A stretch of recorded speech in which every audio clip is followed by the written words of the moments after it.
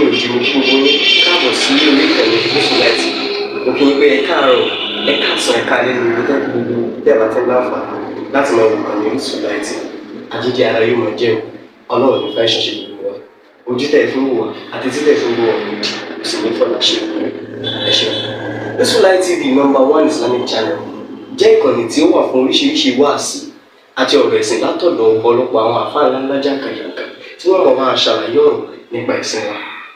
Ní báyìí, ẹ bá mi subscribe sórí Mufty TV kí ẹ̀yin máa jẹ́ ọ̀pọ̀lọpọ̀ gbádùn àwọn fídíò táwọn fi síbẹ̀ lónìí ọ̀rọ̀. Ẹ bá mi like kí ẹ sì bá mi subscribe, ẹ bá mi share kí ẹ bá mi comment sórí àwọn fídíò ìṣẹ̀lẹ̀ ẹ̀kẹ́ ti sí. Ní tọ́pìkì náà, ọ̀nà ni at-tanammur, tahdiyatu wa hulul. Èmi ni mo sọ́tì ní ẹ̀, ogun rẹpẹtẹ, bọ̀tí gẹ́gẹ́ bí àwọn majma'iyun, ṣé pé gbogbo nǹkan tó bá ṣẹlẹ̀ nínú ìgbà, wọ́n máa ń kọ́ ìní lógà fún, náà fi kọ́ ìní rẹ̀ yí pé ní at-tanammur, tahdiyatun wa hulul. Ẹ má bínú, tọ́pìkì gan fún ara rẹ̀ kò ní gba ká gun ohùn sí gbogbo ń ta fẹ́ bá yín sọ ká lè gbádùn ara wa. It is more or less intellectual discussion.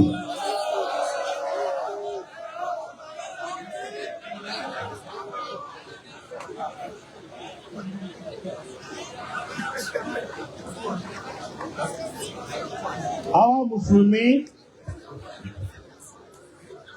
Ọlọ́run kẹ́ wa púpọ̀. Ìkẹ́ tó Ọlọ́run kẹ́ wa yìí, ó dàbí ẹni wípé ní Ọlọ́run pè wá ní ọmọlúàbí, àwa ń pera wa lẹ́rú. Màá mú àyà méjì wá kí n tó wọnú ọ̀rọ̀ láti lè fi navigate lọ síbi tá ń lọ. A'udhu billahi minash shaitanir rajim, bismillahir rahmanir rahim. أعوذ بالله من الشيطان الرجيم بسم الله الرحمن الرحيم كنتم خير أمة أخرجت للناس كنتم خير أمة أخرجت للناس تأمرون بالمعروف وتنهون عن المنكر وتؤمنون بالله ولو آمن أهل الكتاب لكان خيرا لهم منهم المؤمنون وأكثرهم الفاسقون. كنتم خير أمة كنتم خير أمة أخرجت أي مسلمين كنتم خير أمة أي لداج نينوا أخرجت ẹ̀yin lẹ́dá àdúgbò àwọn community pọ̀, nations pọ̀, al-umamu muttahida, United Nations. Umma in túmọ̀ sí pé ní jámù umma ni ummatu islamiyya, bá a ṣe ní àwọn al-umma gairu islamiyya, ta ní umma islamiyya la ní ummatun gairu islamiyya. Ọlọ́run wá ní bí gbogbo àwọn àlùmọ̀ ṣe wá pọ̀ tó láyé yìí, ẹ̀yin Mùsùlùmí kún tó kára ọmọdé, ẹ̀yin lẹ́nu oore jù. Ó wá sọ ukhrijat linnas, mo dìídì dá yín linnas fún gbogbo àwọn èèyàn tó kù ni. Ta'muruna bil ma'ruf. Ọlọ́run wá sọ nǹkan mẹ́ta tọ́lọ́run fi pè wá ní èèyàn, tó fi pè wá ní ọmọlúwàbí, tó fi jẹ́ pé àwa la dáa jù ní gbogbo àwọn èèyàn láyé. Nǹkan mẹ́ta. Àkọ́kọ́, ta'muruna bil ma'ruf. Ẹ̀yin lẹ́ máa pa àwọn èèyàn láṣẹ tó dáa. Wa tanhauna 'anil munkar. Ẹ̀dẹ̀ máa kọ́ ní tí ò dáa fáwọn ènìyàn. Ó di mélòó? Ẹlẹ́ẹ̀kẹta, wa tu'minuna billah. Wa tu'minuna billah. Ẹlẹ́ẹ̀kẹta, ìtumọ̀ sí pé ní ayẹyẹ ìsáyè tá a ti gbọ́dọ̀ mọ́ ṣe ṣára yìí ni.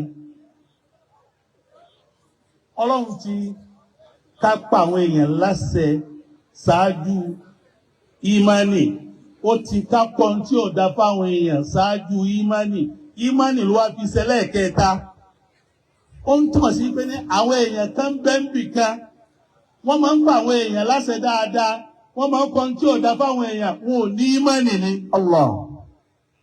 Walau amana ahlul kitab. Walau amana torí ìṣẹ́jú mẹ́ẹ̀ẹ́dógún tí wọ́n fún mi.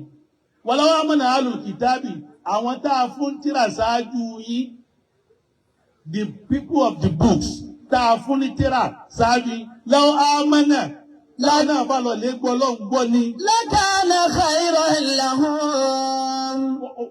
In fact àwọn ò bá fẹ́ dàgẹ̀ yín náà lọ. minhumul mu'minuna wa aktharuhumul fasiqun. Ẹsẹ̀ yẹn ní méjì àyà àkọ́kọ́ mo fẹ́ navigate lọ síbi àtànámọ́r tahdiyatun wa hulul. Àyà ẹlẹ́ẹ̀kejì Ọlọ́run sọ fún wa pé ní laqad kana lakum fi rasulillahi uswatun hasanah. liman kana yarju Allaha wal yawmal akhira wa dhakara Allaha kathira. Gbogbo tọ́lọ̀ ń dápátá ní máa ní role model. Qad kana lakum fi rasulillahi uswatun hasanatun. Ọlọ́run ní Ànábì ní your best role model. Ànábì Muhammad ni. Liman kana yarju Allaha wal yawmal akhira. Ọlọ́run wá sọ nǹkan mẹ́ta. Ó wá sọ nǹkan mẹ́ta tí gbogbo àwọn èèyàn tó jẹ́ woman albashar adarí wúrun tí gbogbo àwọn èèyàn ò ní tẹ́gbọ́lọ̀ nìkan ṣoṣo lónìí. Ó wá sọ nǹkan mẹ́ta tẹ́ fi lè fi Ànábì ṣe role model. Allah. Liman kana yarju Allah. Tó bá fẹ́ bẹ̀rù Ọlọ́run, you want to be a pious person. Ó gbọ́dọ̀ fi ẹnìkan ṣe role model tó ju Ànábì Muhammad lọ. Wal yawmal akhira. Ó fẹ́ bẹ̀rù wípé ní àlùkìyámà ń bẹ. Wọ́n gbé ọ dìde wá sírò iṣẹ́ tó bá gbélé ayé ṣe. Ó gbọ́dọ̀ fi Ànábì ṣe role model. Wa dhakara Allaha kathira. Ó fẹ́ máa rántí Ọlọ́run gbogbo gbà. Ó fẹ́ jẹ́ onísúfí tòótọ́, onísúfí gidi. Súfí gidi ibi ara ẹni tó parí sí oní Ànábì Muhammad sallallahu alayhi wa sallam. Ẹ wò, ìgbà tí Ọlọ́run wá sọ fún wa àwọn eléyìí, ó sọ bí Ìsìláàmù ṣe rí, ó sọ bá Ànábì tó fi Ìsìláàmù tó fi rán bó ṣe rí fún wa. Kí ló wá dé tá a máa fi mọ́ á rí bullying ìtànpẹ̀ ní tanamur lọ́gàtàn wọ́n kọ́ ìní rẹ̀ ní gẹ́gẹ́ bó sì dá sí pé ní wọ́n máa ń kọ́ ìní èèyàn lágbára lórí èdè ò lágbára lórí wa. Àtànámùr bullying ni wọ́n ń pè bẹ́ẹ̀. Kí ni wọ́n ń pè ní bullying? Kí ló dé tí lápá fi pé bullying ní tanamur? Wọ́n mú un jáde láti ibi námírù. Ìta ń pè námírù ní tiger.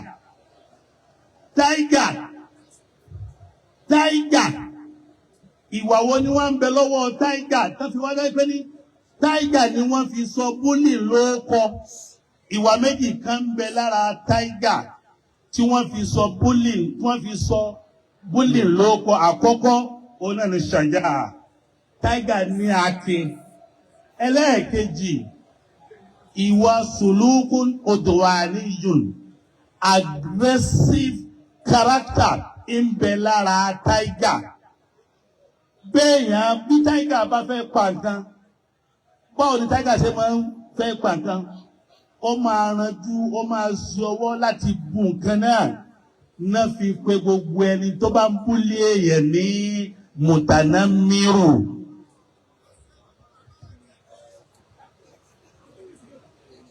Now, ǹjẹ́ búlì yìí ó ti wà kọ́pìlẹ̀ Islam? Àbọ̀ wà lójú ilé ayé Ànábì, àbí lẹ́yìn Ànábì ni búlì wà? àdísì mẹ́ta sí mẹ́rin ọ̀nà làáwí fúnra wa ó kù ìṣẹ́jú mẹ́rin. Àdísì alákọ̀ọ́kọ́ Islam Ànábì sallallahu alaihi wasallam sallallahu alaihi wasallam ó ní inni bu'istu liutammima makarimal akhlaq. Ìtọ́lọ́run torí ẹ̀ gbé mi dìde, Ọlọ́run gbé mi dìde láti wá demonstrate ìwà alápọ̀nlé fáwọn èèyàn. Tá a bá wá rí ẹni tó ń búlì lénìí, tá a bá wá rí ẹni tó ń búlì lénìí ní Mùsùlùmí, kì í sí ọmọlẹ́yìn Ànábì Muhammad sallallahu alaihi wasallam. Tá a bá wá rí ẹni tí ó ń yẹ̀yẹ́ àwọn èèyàn lénìí, tó ń bú àwọn èèyàn lénìí, tó ń dàbùkù àwọn èèyàn lénìí, tó ń fa aṣọ iyì àwọn èèyàn ya lénìí, kì í sọ ọmọlẹ́yìn Ànábì Muhammad sallallahu alaihi wasallam. Àkọ́kọ́, Ànábì sọ pé ní sibabul muslim fusuqun wa qitaluhu kufrun. For anybody tí bá ń bully on internet, àwọn àlùfáà, àwọn àlùfùkàá, gbogbo àsìkò ló máa ń ní àwọn àfáà títí ẹ̀, ló dẹ̀ máa ń ní àwọn fùkàáwù rẹ̀. Wọ́n ní fíkíwù kan tá ń pè ní fíkíwù tanamur. Fíkíwù tanamur, bullying jurisprudence. Torí pé ní ó ti di serious issues around the world. Ìta ń pè ní bullying. It is a serious issues. Serious issues. Irú àwa yìí náà, bullies ó affect wa ńgbà tá wa ń kékeré. Àti bí kékeré ni bullying sì ti máa ń bẹ̀rẹ̀. Àtànámúrú fil madrasa. Bullying at schools. Kí ọmọ tó ní kéèlẹ́gì, èyí tẹ́sẹ̀ rẹ̀ straight, kó máa wá bully yìí tó ní kéèlẹ́gì. Ó lè ọmọ tó lọ́gọ kó máa wá bully yìí, èyí tí ò lọ́gọ kó máa wá bully yìí tó lọ́gọ. Sẹ́rí àwọn kìnnì wọ̀nyí kì í ṣe ìwà alápọ̀nlé bó ṣe wò lè mara. Kì í ṣe wà nábì. sallallahu alaihi wasallam. Ọmọ tí aṣọ rẹ̀, ọmọ tí àwọn òbí rẹ̀ ò rówó ra yúnífọ́ọ̀mù fún, kọ́mọ tí ó tí àwọn òbí rẹ̀ rówó ra yúnífọ́ọ̀mù fún, tí wọ́n tún lọ kọ́mọ á fi tí ò rówó ra yúnífọ́ọ̀mù kọ́mọ á fi ṣe yẹ̀yẹ́. Ìlú fi dá sí pé ní láyé lẹ́ni, bullying is a serious crime. Ní ìtànàbí Muhammad sallallahu alaihi wasallam tó ti ṣàlàyé ẹ̀ fún wa, tó ti gbógun tì fún wa. Tó bá wá rí bẹ́ẹ̀, láyé lẹ́ni, ìwà ń túmọ̀ sí pé ní àwọn àlùfáà kí ló máa ń wá ń fa bullies, kí ló máa ń fa bullies. Ètí máa ń fa bullies, nǹkan 5 sí 6 làwọn àlùfáà sọ wípé ní ó máa ń kọ́ sí bullies. Ẹ wo orí social media lénìí. Social media tó yẹ kó jẹ́ àánú, tó yẹ kó jẹ́ ìkẹ́, tó yẹ kó jẹ́ ó wá jẹ́ àdánwò fún àwa Mùsùlùmí. Àwọn bàbá wa tàná wọn ò lo social media, wọ́n sì gbé ayé rọrùn. Kí ṣe pé kò sí bullies, societal bullies kò yẹ kó sí láyé nígbà táwọn bàbá wa ń bẹ. Societal bullies wà. Bullies wà lójúlẹ̀ Ànábì Muhammad. Bíbọ̀ kánàbí tó dé kí ló fọ wáyé lè kó lè mọ́sà tí lè mọ́sà. Bullies ni. Ìyẹn ni pé ní Ìsìláàmù, ìwà alápọ̀nlé, ìwà dáadáa, ìwà àrẹ̀lẹ̀, ó ní Ìsìláàmù preach. Ọ̀pọ̀lọpọ̀ àwọn khutaba al-manabir, àwọn tí wọ́n máa ń ṣe kútúbà jímà. Kútúbà jímà, nothing tẹ́ fẹ́ gẹ̀ẹ́nì lórí mímbàrí wọn ju bullies lọ. Wọ́n wá di àwọn tí wọ́n ń ṣe kútúbà lórí mímbàrí tí wọ́n ń bully èèyàn. Wọ́n wá di bullies sermons lókù tí wọ́n ń ṣe lórí mímbàrí. Àwọn àlùfáà tẹ́rẹ kí wọ́n gbá máikrófóònù fún ẹ̀ láti àwọn ènìyàn pé búlíìsì yìí níjẹ̀rin àbíjẹ̀rin, níjẹ̀rin yìí ìjẹ̀rin àbíjàrún.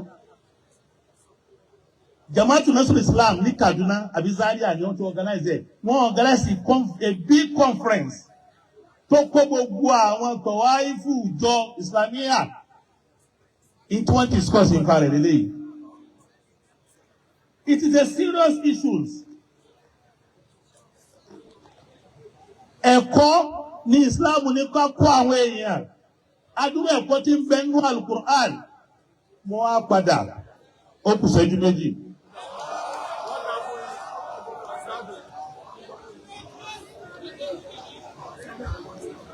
Qur'an ní fadhakkir fa inna dhikra tanfa'ul mu'minin. Àwa onísúfí tó ló súfí lè mìíràn. Ọmọ inú ilé àbáǹdá ni mí. Láti 1984 ni mo ti wà nílé àbáǹdá. Pẹ̀lú bàbá wa Sheikh Halka. Àwọn àlífà umma àbí àlífà umma tán wà nílé ọ́fíà lókè báyìí. Mo sì jẹ ìyáláyà kúlí ń bẹ̀. Sàṣà níbi tí ìmọ̀ àwọ̀ ẹ̀sìn yẹn mẹ́lí. Tẹ́lẹ̀ mọ̀ ìpé ní ọmọ inú ilé àfáàndá lèmi náà. Ẹlẹ́ẹ̀kejì, ìkánú àwọn àtibáwò Sheikh àfáàndá Salat, èmi máa ń bá wọn dá tírà akọ gẹ́gẹ́ bí ọmọ èké ní ìsàlẹ̀ kókò ní ọ̀dọ̀ wọn. Bóyá ẹ máa rántí bàbá aláta. Mo lásàmà wọn dáadáa tó gbé pọ̀lọpọ̀ wọn máa ń bá wọn dá tírà akọ. Mo rí àwọn kàrámọ̀ lára bàbá yìí. Mo rí kàrámọ̀ wípé ni wọ́n tẹ̀lé àfáàndá pẹ̀lú òdodo. Wọ́n sọ méjì fún mi náà kàrámọ̀ àfáàndá. Tẹ́gbẹ́ ó fojú wọn báyìí ni àfáàndá fi ń pàbọ́nù kàrámọ̀ yẹn. Kẹ́lẹ́ mọ̀ wípé ní àwọn Súfì láwa ní ìdí láti pera wa bọ̀. Ká pera wa ṣàkíyèsí. Gbogbo ayé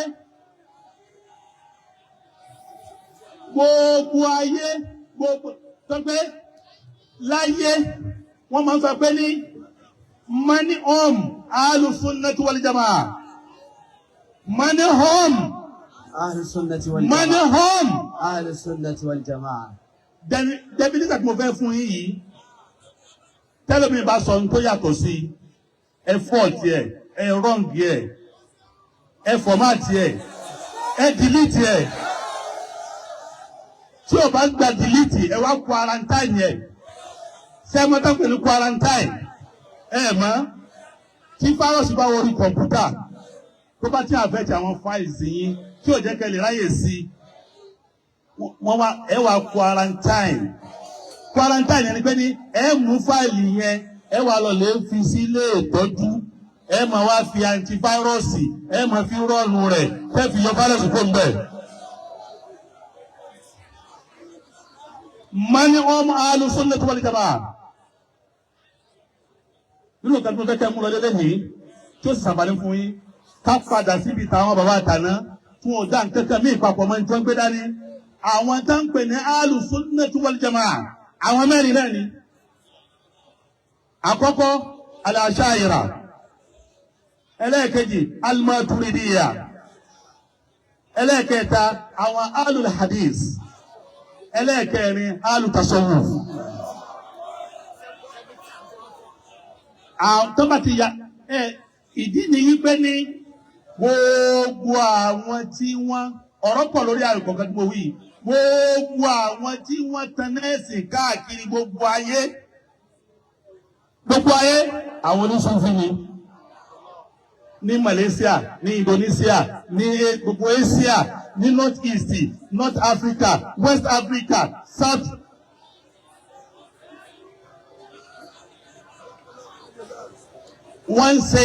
wọ́n ṣe kíní Zikirul Miladi àbí Zikirul Wafati As-Sayyid Hassan Al-Badawi ní Masar ní jẹ̀rẹ̀ àbídàrú.